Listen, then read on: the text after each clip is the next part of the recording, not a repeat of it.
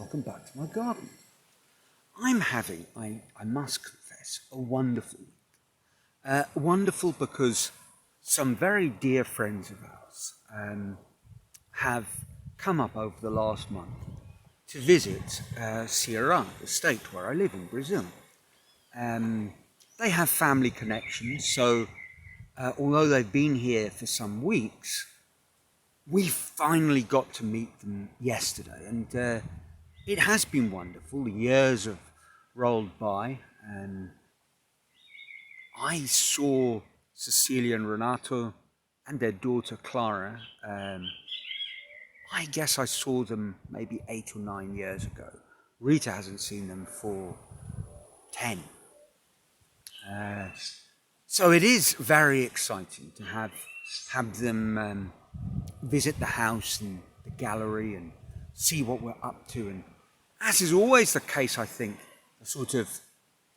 the case when someone is a really good friend, but a real friend. You know, the years roll by, it's as if you were never apart, and it's all wonderful all over again. And one of the treats yesterday is we had a quick video call with a mutual friend of ours, and João has visited here on many occasions, but now lives in Uruguay, so I haven't seen him also for some years. Of course, I saw him yesterday, but only on the small screen. It was wonderful all the same. We were all in the same room talking, and well, that's what friends are for. And Rita commented how it sort of was as if we were right back in Sao Paulo, although quite obviously we aren't. And so I haven't spent the last few days thinking about this video.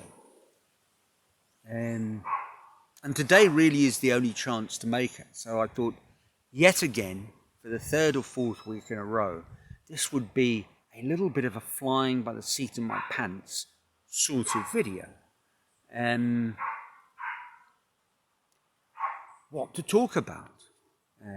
And as I say, I have a small window today because they're busy, but we will probably meet up tomorrow and then over the weekend. And so time really isn't my own. So I guess I'd better get cracking with whatever it is I'm going to talk about. Actually, I had a sort of idea. And it's something that, as is so often the case, I've touched on before. And as you'll see, that is sort of a slightly self-referential point. The idea was this. When we met up with Cecilia and Renato yesterday, afterwards I was thinking, how many friends can you really have in a lifetime? I mean, real friends. And is there a point? Well, there must be. Because one of the tests of a real friend is that it's something that builds up over time. I mean, you're not real friends the first time you meet. You might sense that you will be, but you're not yet. It's a relationship that is constructed over time.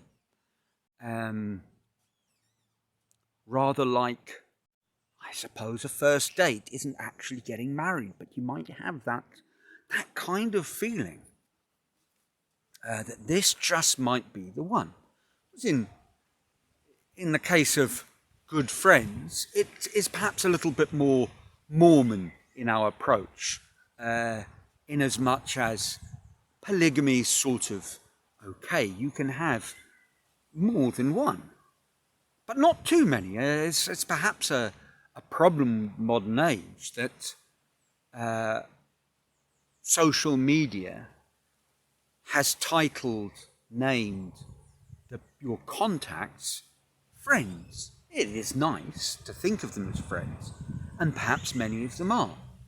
But most of them, if you have a large list of contacts, for example, on Facebook, most of them aren't friends. You simply can't maintain that many friends, I believe, in a real sort of way. You can in a manufactured sort of way. I mean, if you send out a message to, in my case, my Facebook friend list is about 1,500. And that's by no means meaning to brag. Maybe it's a little self-deprecating. Maybe it's a personal criticism. What am I doing having so many contacts on Facebook? But it's partly due to being a school teacher for many years. You accumulate lots of contacts. And of course, in my new life as an artist, it just seems very useful to have an enormous number of people you can reach, with one click, so to speak. Amongst those 1,500, there is a group of real people I would count as real friends. Of course, there's a small group of people I would count as my real friends who aren't connected on Facebook because they have, maybe wisely, elected to avoid that sort of thing. But how many real friends can you have? That was my question before I went drifting off on another bizarre tangent. And it's obviously not many, because you require, for that individual sort of maintenance and contact, you require a set of experiences which you can only have so many times in a lifetime. And, well, that limits you as to how many friends you can have. Well, I was thinking about that. It sort of poked me in the direction of thinking again of something I know I've mentioned before on the channel. A story that I came across once about a chap in New York who had a small apartment. As is so often the case, if you live in a big and very real estate expensive city like New York or London, something like that, you find yourself living in a very small place. And this person was an avid reader, but had only so much space for books. So what he did is he built a bookshelf which had space for more or less 1,000 books. And then once the bookshelf was filled, once he'd filled the bookshelf, my language skills are still very much in the aftermath of the New Year's Eve, or something like that, or Christmas. Anyway, once the bookshelf was filled, if he bought a new book, he had to get rid of one of them, or perhaps two, depending on the size. And so his bookshelf became a sort of curated library, restricted in size, but ever more meaningful. And I guess he would reread things just to be on the safe side. Do I still want to keep that book hanging around? Or has it served its purpose?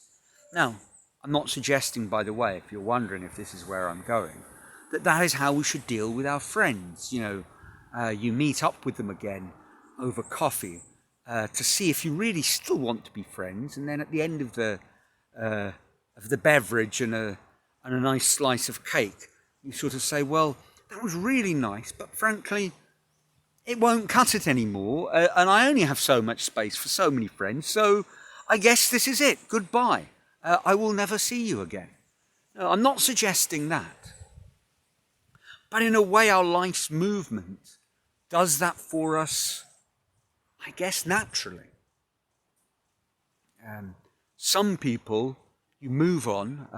If you're someone who moves a lot, or has moved quite a lot like me, not a lot in terms of the number of houses or the jobs that I did, but in the kind of geographic distances. South Africa, London, England, Peru, Sao Paulo, Brazil, Paripuera, Brazil. You know, very far-flung spots. And of course, what I have found over the course of time is that some of my friends have just, I still like them. They just aren't really, if I was being somewhat precise in what a friend is, they aren't my friends anymore. They're my favoured, well-liked acquaintances. They might become my friends again, but, would I make an effort to go and see them again? Perhaps not. When we were talking with João last night, I was thinking, we actually said, what's the odds of him finding his way up here in the northeast of Brazil? Perhaps not so good at the moment. Well, I guess Rita and I had better get down to Uruguay and see what he's up to there. That will require certain shifts and adjustments to our life, but they would be well worth making if it was to see my friend again, because he really is my friend. Another friend that I've been thinking about in the context of seeing Cecilia is actually a mutual friend, how we first met. She was dating for a while my sculpture teacher, my good friend Marcelo. And that's where we met, in the workshop. And then she moved on from that in her life, and which is fine. But I'd love to see Marcelo again. And actually, I really would love for him to see here. What would that require? Perhaps a little bit of success and paying for the flight myself. It would be worth it. And then I was thinking about this idea of the curated book list, and perhaps that's what life is all about. You start at a certain point realizing that you need less of the novel, but you need to deepen a little bit more your good old friends. Another thing that struck me this week, which a little sad actually, poignant perhaps is the right word, the 9th of January was the 5th anniversary of my friend Mike's car accident. And of course I started thinking about conversations that we had when he was alive and well here in Paripuera. And one of the things we spoke about was a book actually that we both loved, The Confederacy of Dunces. And he said that for a long time he'd made it a point to read the book every year. It is an extraordinarily good book. I've read it many, many times. I haven't read it for a long time. Perhaps I will. And see how that relationship is going. But I think if you sat down and curated your life, I suppose from the point of view of the things that you read, the music that you listen to, the people that you see, the things that you do, and kind of actually made a physical list, revisited it from time to time, floated new ones in, and said a slightly sad goodbye to old friends who have now become old friends, whether literally friends or things that you had a friendly relationship with. I mean, I think it's part of growing up, but it's also, as we mature, there's the realization, as I say, that perhaps what we need to do is simply dig a little bit deeper, give a little bit more of our time, our attention, our efforts, our investments to those we already have, that we've made over the time of a life well spent, but not exhausted. So that's it. Does that make any sense? I hope so. As always, let me know in the comments below, as a phrase, one of the most well-repeated phrases that all YouTubers use. But that's it.